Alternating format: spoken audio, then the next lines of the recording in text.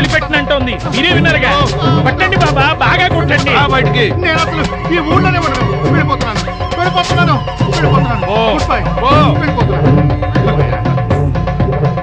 చూసావా భూతాన్ని ఎట్లా పంపించినాను?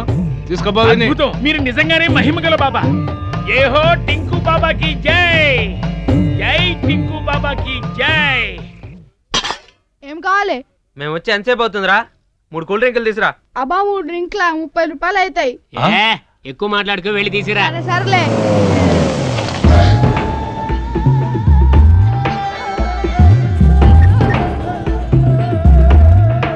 కోటగాడి ఫోన్ రా. కోటగాడి చెప్పండి. కోటగారు భాషాబాయ్. ఏంటి పే కాసి ఒళ్ళు బలిసిందా? టీ కప్పు తీసి కూల్ డ్రింక్స్ మీద పడ్డారు. అబే అదేం లేదు భాషాబాయ్, అది మా డబ్బులతో తాగుదాం అనుకున్నాం. మరి నీ అబ్బా మీ డబ్బులైతే సింగిల్ టీ ఆర్డర్ చేసి 3 పంచుకుంటారు. పక్కోళ్ళ డబ్బులైతే పండగ చేసుకుంటారా? జేబులో నుంచి ఒక్క పైసా తీసుకొచ్చి పెట్టినా లేపేస్తా. చూడండి, డబ్బు భద్రంగా దాచిపెట్టండి.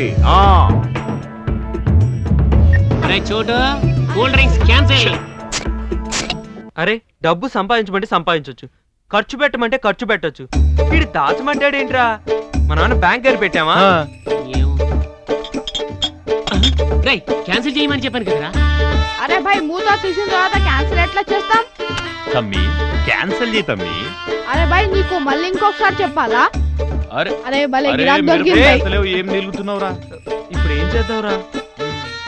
ఐడియా.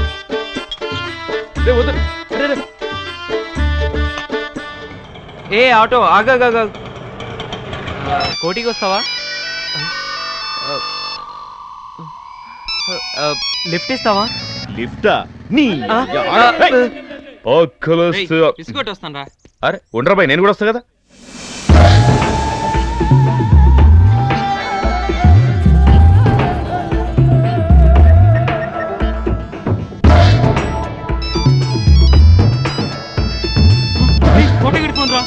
హలో హలో భాషాబాయ్. ఏంట్రా ఏదో టెన్షన్ గా ఎక్కడికో వెళుతున్నట్టున్నారు? ఏంటి భాషాబాయ్, కనీసం బిస్కెట్ కూడా వెళ్ళనివ్వా? కావాలంటే చూడు, స్కూల్ పిల్లలాగా అయిపోయింది మా పరిస్థితి. సరే కానివ్వండి.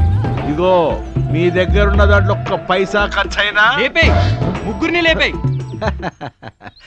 బాగా అర్థం చేసుకున్నారా? కాశీ ఏం చెప్పిండ్రా వాడు? నా తొక్క అన్నాడు రా. పద. ఇప్పుడు మనం దోచిన డబ్బు క్షేమంగా ఉంది. పద.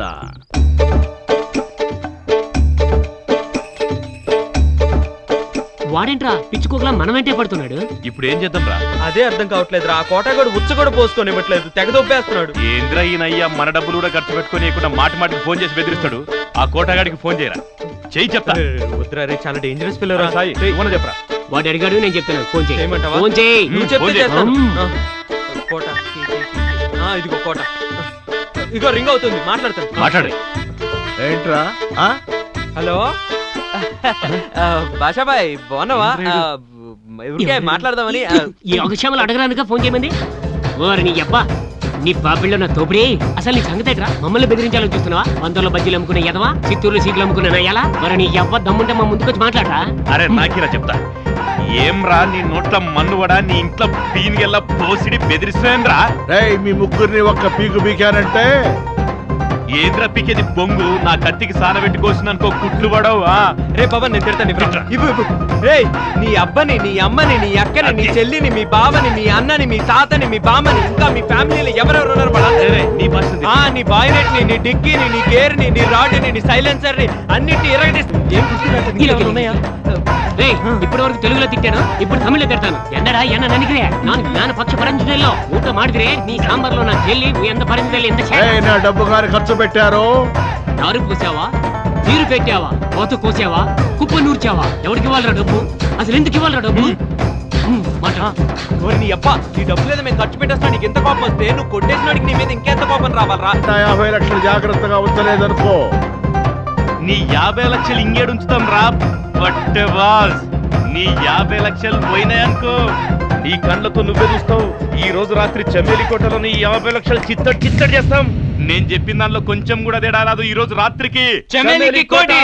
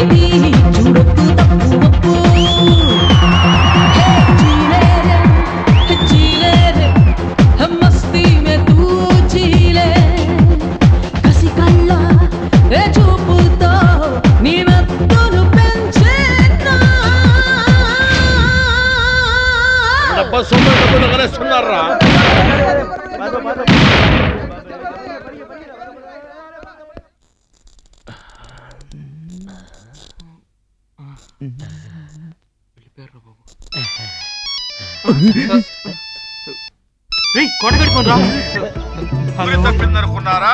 10 రోజుల్లో డబ్బు నాకు ఇవ్వకపోతే ఈసారి గుండు మీ గుండెల్లో దిగుతుంది. ఏమంటున్నాడు? 10 రోజుల్లో డబ్బులు ఇవ్వకపోతే చంపేస్తా అంటున్నాడు రా.